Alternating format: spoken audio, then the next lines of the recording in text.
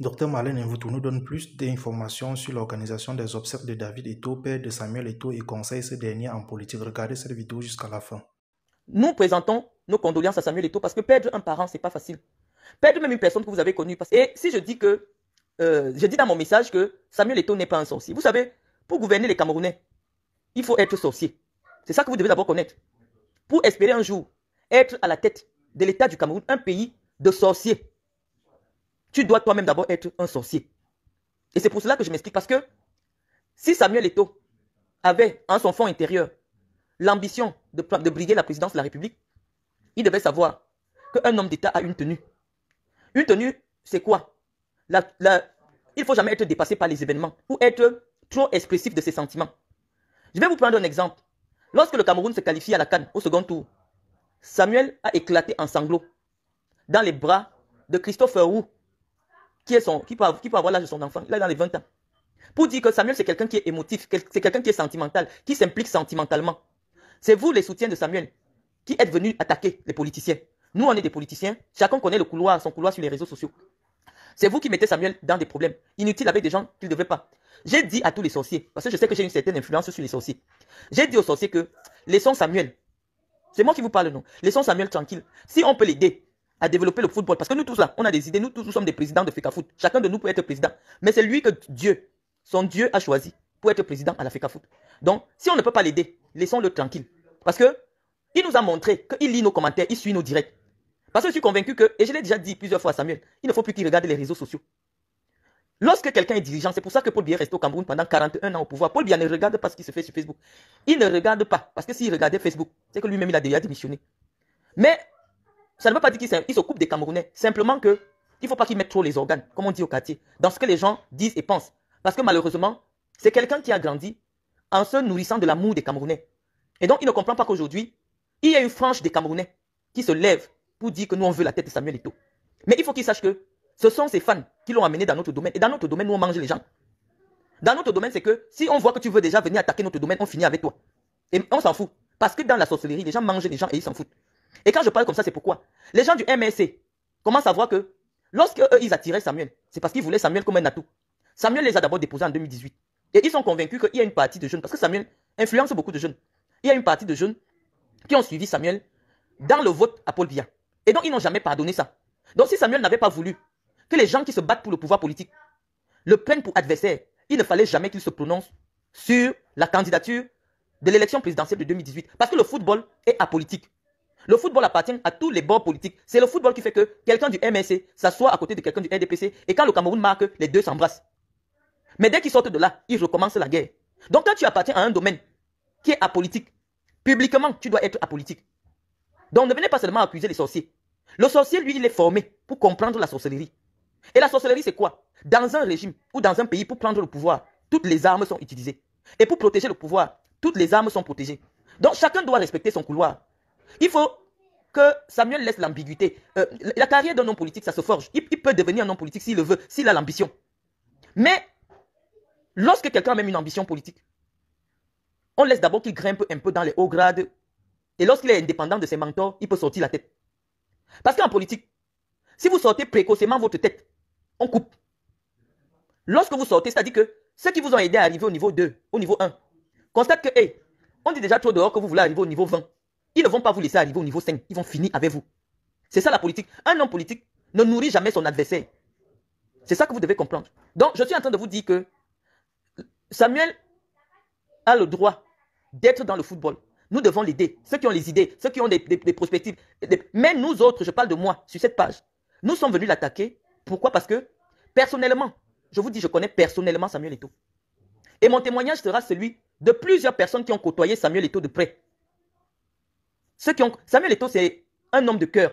C'est quelqu'un qui met les organes, même dans ses relations avec les gens. Mais il a un défaut, que ceux qui le côtoient aussi de près devraient lui dire sincèrement. Parce que ce que je dis ici, si on interroge Jean-Bruno Tagne, lui, il a exprimé sa frustration dans son livre.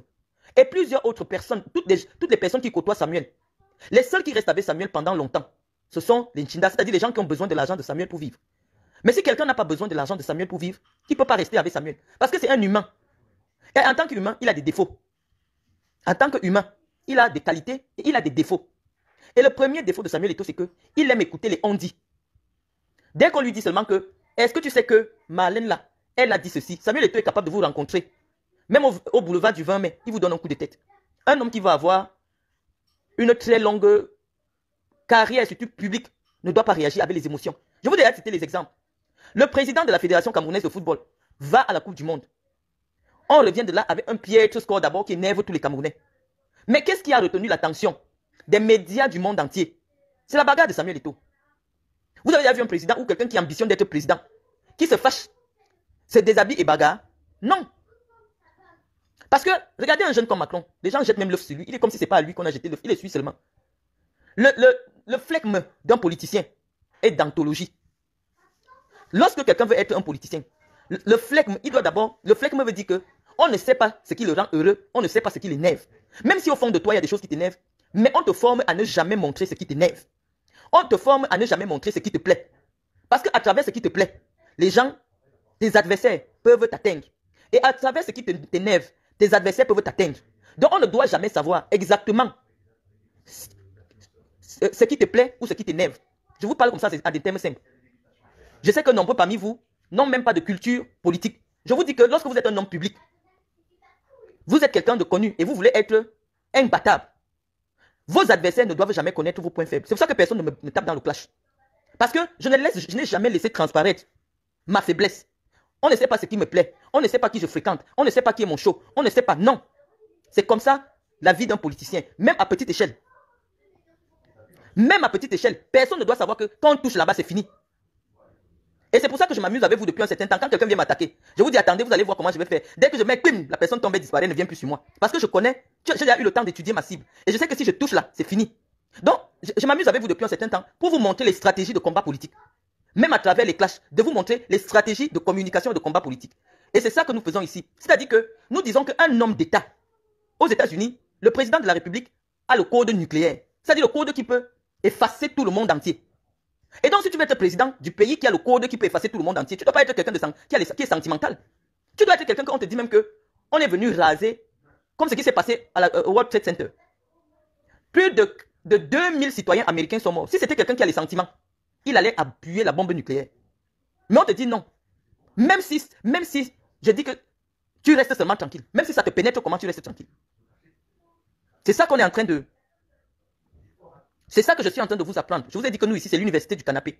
Donc, devant chaque actualité, je vous fais ressortir les implications politiques. Pour dire que le combat que les églisiens ont amené sur nous les sorciers est un combat déséquilibré. Parce qu'eux, ils ont pour guide quelqu'un qui est sentimental, qui aime les gens, il est humain. Son métier, c'est un métier des émotions. Samuel a toujours voulu avoir ses supporters, dont les gens qui l'aiment inconditionnellement. Et il marque des buts pour eux.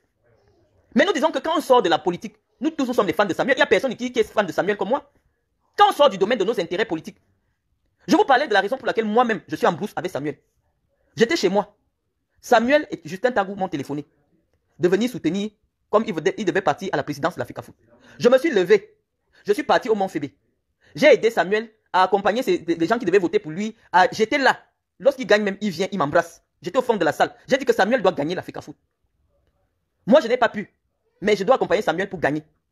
Et dès qu'on a gagné, lorsque mes enfants de Sambalima, c'est-à-dire les jeunes que j'encadre, m'appellent pour me dire Samuel est annoncé à Sambalima. Envoie-nous l'argent, on prépare les maillots, on prépare l'accueil, on déplace les gens. J'ai fait tout ça. Ce sont mes enfants, c'est mes jeunes que j'encadre en vue de ma vie politique future. Donc j'investis mon argent pour entretenir les jeunes, vous voyez. Les enfants m'appellent, je mets la mobilisation. Tout le monde sait que je n'aime pas me déplacer pour venir à des événements. Mais exceptionnellement parce que Samuel m'a personnellement appelé dans son affaire. Je quitte le matin à 6 h de Yaoundé. Parce qu'on me dit que Samuel arrive à 10 h. Je dis, il faut que je vienne installer tout. Que les enfants aient l'eau, les sandwichs. Je quitte à Yaoundé à 6 h du matin. Quand j'arrive à Sambalima, mobilisation, vous avez vu les photos. Le commissaire central de Sambalima vient me voir pour me dire que quand Samuel m'a vu à Sambalima, il a demandé qu'on m'arrête publiquement. Que les gens m'humilient publiquement parce qu'on lui a dit que quand on était aux élections au Mont-Fébé, c'est à moi que Sédou Mbombo Njoya a remis l'argent pour corrompre les électeurs, pour qu'on vote pour lui. Un homme politique doit savoir que quand il y a déjà la victoire, les gens cherchent le positionnement. Et il y a des gens dans ma région qui pensent que si moi je suis à côté de Samuel Eto'o, eux ils n'auront pas la place qu'ils veulent à ce côté de Samuel Eto'o dans le football au sud. Même s'ils ne font rien pour le football au sud, ils savent que mon trop plein de dynamisme, ça fait de l'ombre à beaucoup. Donc ils ont utilisé une arme pour m'abattre à côté de Samuel. Mais si Samuel était un homme politique mature, il allait attendre d'avoir sa propre idée. Puisque la veille, moi je ne me passais même pas à côté de son affaire. C'est lui-même qui m'a appelé avec Justin Kagou. Donc moi je fais ma mobilisation avec mon argent parce que, en tant que politicienne, j'ai envie de récupérer les fruits politiques. Toi tu viens baisser mon charisme devant mes gens. Les enfants des gens que j'ai sortis des villages et tout. Toi tu veux venir m'humilier devant eux. Dans mon propre village. Vous voyez ça comment? J'avais quel problème avec Samuel? Si j'avais un problème avec Samuel, Samuel n'allait jamais m'appeler. Si j'avais un problème avec Samuel, quand j'étais au Mont Fébé, tout ce qui était avec Samuel, quand Samuel sort de sa chambre d'hôtel, la personne qui l'appelle, c'est moi. Mais pourquoi Samuel veut venir m'humilier en plein cœur de Samélima? Il demande qu'on doit m'arrêter. C'est le commissaire qui dit. Le commissaire principal de Samélima. Qui dit que vous ne pouvez pas arrêter Marlène. Vous allez créer un désordre ici parce que 60% de la mobilisation qui se fait ici, c'est Marlène. Donc vous devez entendre qu'on m'a arrêté à Samélima, ou on m'a bousculé à Samélima, on m'a humilié à Samélima. Sur ma propre mobilisation que j'ai fait avec mon argent. Pourquoi? Parce que Samuel est émotif. Et les gens qui le connaissent le savent. Il suffit que tu dis quelque chose à Samuel, il réagit. Pip, pip.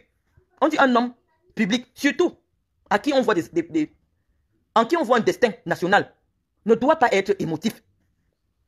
Parce que même si vous dites maintenant que Samuel est candidat, la première photo que les gens vont sortir, c'est sa bagarre à Qatar. Tu arrives dans un milieu où les présidents des fédérations, le monde entier est réuni en termes de caméra. La bagarre sort d'où? Même si quelqu'un t'a dit quoi, tu te calmes. Même si quelqu'un t'a insulté que quoi, tu te calmes.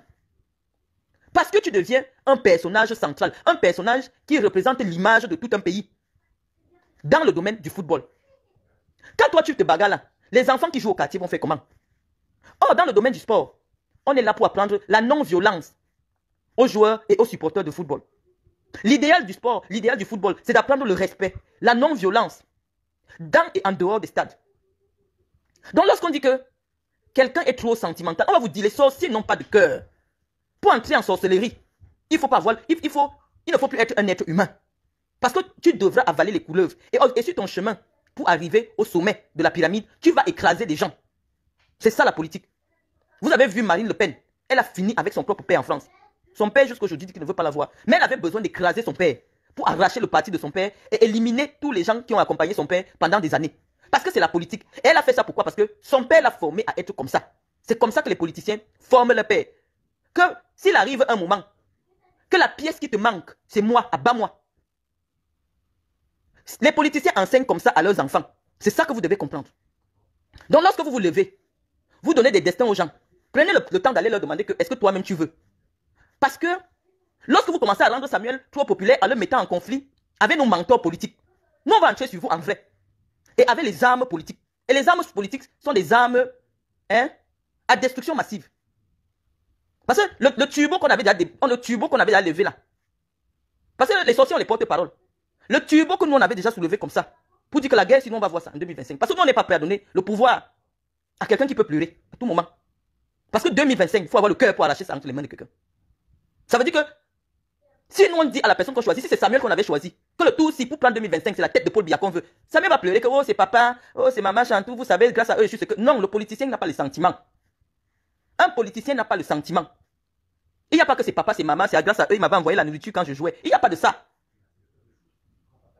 Il n'y a pas de ça. La politique, c'est que si nous, on sait que le dernier niveau, c'est Paul Biya. C'est-à-dire que la tête de Paul Biya, il faut que tu ailles nous chercher la tête de Paul Biya. Même si tu as donné n'importe quoi. Donc, c'est pour ça que je vous dis déjà que, chers collègues sorciers, laissons Samuel. Samuel ne veut pas faire la politique. Aidons-le. Ne le critiquons même pas parce que c'est quelqu'un qui ne supporte pas le clash. Vous avez vu, il a craqué là-bas parce que, comme il lit tout, on vient lui dire est-ce que tu sais que, oh, Marlène dit que tu veux faire le coup d'état. Oh, est-ce que tu sais que ça lui fait mal. Il dit que merde, les gens là sont déchaînés sur moi. C'est parce que nous, on a des intérêts politiques. Et que ces soutiens sont venus nous attaquer sur le plan politique. Sur le plan politique, ils sont venus nous attaquer. Eux, ils restent dans le football. Le football est la politique. Quand c'est le football, nous tous sommes avec lui. Quand c'est le football, nous sommes avec lui. Samuel Eto'o n'est pas notre adversaire. Moi, j'ai vu ça hier. Eto'o n'est pas notre adversaire. Il ne peut pas être notre adversaire. Nous sommes trop sorciers pour lui. Nous devons laisser Samuel tranquille. Il gère bien l'Africa Foot. Nous avons les idées. Nous, les sorciers, je ne parle pas de moi personnellement. Si vous voulez l'aider, faites la sorcellerie pour que les lions gagnent. Faites la sorcellerie parce que c'est le Cameroun qui sort grandi. Samuel n'est pas encore à la hauteur de l'ambition que ses supporters voudraient qu'il porte. Samuel est encore dans l'émotion des stades. Quand on gagne, on pleure. Quand on perd, on pleure. Non, en politique, même si tu perds, tu ne pleures pas. C'est interdit de pleurer. Et quand tu gagnes, tu ne pleures pas. Parce que même le jour que tu gagnes l'élection présidentielle, si tu pleures trop, on va dire, oh, donc le type, si même quand tu gagnes, tu dois avoir le visage serré d'un homme d'État. Parce qu'on vous dit que l'État, ce n'est rien d'autre qu'un monstre froid. Le monstre froid, c'est que on ne sait jamais s'il est content, s'il est fâché. Et on dit que être chef d'État, c'est incarner le monstre froid.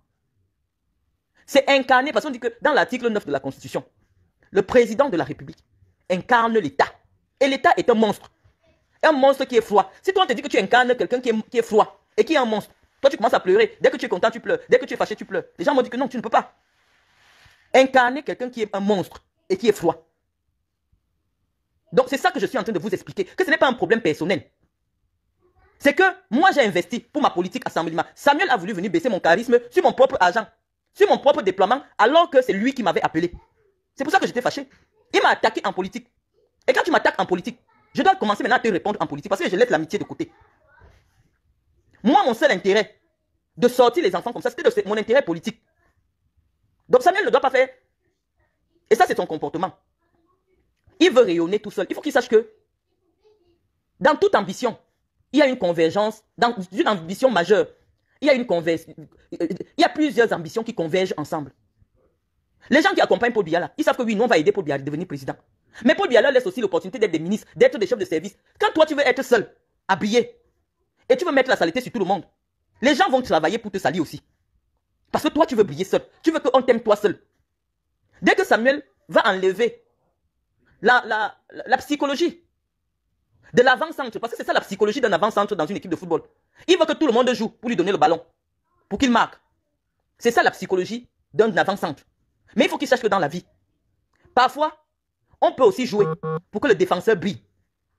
On doit même aider le défenseur à briller. On lui donne une passe, un genre, le gars fait aussi des petites sorties là, on l'applaudit aussi dans son poste. Tu ne dois pas faire en sorte que chaque fois que tu joues, ce n'est que toi seul qu'on doit applaudir. Et dès qu'on ne t'applaudit pas, ou bien tu te rends même pas compte qu'on applaudit aussi les autres, tu commences à financer pour que les gens insultent tes collègues. Oui, Samuel est venu à la FECAFOOT, il finance les influenceurs. On a vu aux obsèques, tous les détenteurs de pages Facebook ont reçu des frais de déplacement, ont reçu toutes les commodités pour être au deuil. Ça a été le deuil le plus relayé des réseaux sociaux. Mais en même temps, qu'il est devenu comme le patron des blogueurs. Dès que quelque chose concerne Samuel, en conflit avec une personnalité politique, les blogueurs que lui, il paye pour promouvoir les activités de la FECAFOOT commencent à financer la guerre, à promouvoir la guerre entre Samuel et les politiciens. Je vous dis que vous ne savez pas faire votre travail. Encore qu'il y a une école pour former quelqu'un qui a la page Facebook. On sait que c'est lui qui sponsorise toutes les pages Facebook un peu connues. Mais vous ne devez pas le mettre en conflit avec les hommes politiques parce que les hommes politiques sont sans cœur.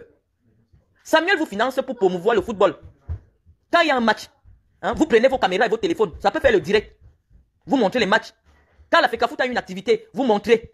Mais lorsque vous entendez déjà des problèmes avec le ministère, avec ceci, avec Paul Biya, ne faites plus cette comparaison-là parce que vous allez réveiller le parti politique des sorciers. Vous avez vu, les gens vous ont analysé que pour la première fois, on voit le MRC et le RDPC ensemble. C'est parce que le RDPC et le MRC voient leurs intérêts attaqués. Et vous ne pouvez pas supporter les adeptes de ces deux secteurs-là. Parce que les MRC, c'est les sectaires. Les RDPC, c'est des sectaires. Donc quand vous portez à vous seuls, les églisiens, vous décidez que vous allez porter le RDPC. Parce que vous êtes en train de dire que 2025, c'est Eto'o qui enlève Paul Biya. Vous êtes en train de dire que 2025, Kamto ne passe pas. C'est Samuel Eto'o. Ça veut dire que vous mettez à dos deux grands groupes intrépides en matière de communication sur les réseaux sociaux. Et Samuel va craquer. Parce que lui, il ne comprend pas. Samuel va craquer. Parce que les MRCistes, les gens du MRC, sont convaincus que 2025, là, c'est pour eux. Même si ça avait les mains, ils vont seulement mettre Kamto à Eto'o. Donc, lorsque vous venez déjà avec vos histoires, que oh, vraiment, c'est comme ça, il est populaire. Donc, le fait que Samuel soit populaire, il est un adversaire politique de poids, s'il veut entrer en politique. Mais les politiciens vont le neutraliser. Parce qu'il y a des gens qui sont là, depuis 30 ans, qui attendent 2025.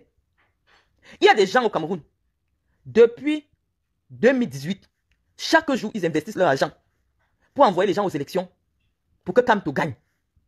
Et vous vous levez comme ça parce que quelqu'un vous plaît, il danse bien, mal à la tête, il s'habille bien, vous dites que non, il va être président, devant leur candidat. Ils vont finir avec vous.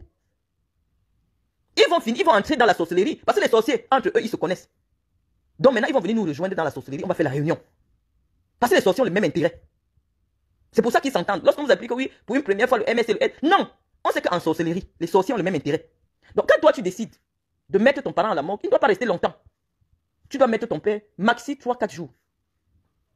Maxi 3-4 jours, il sort de là.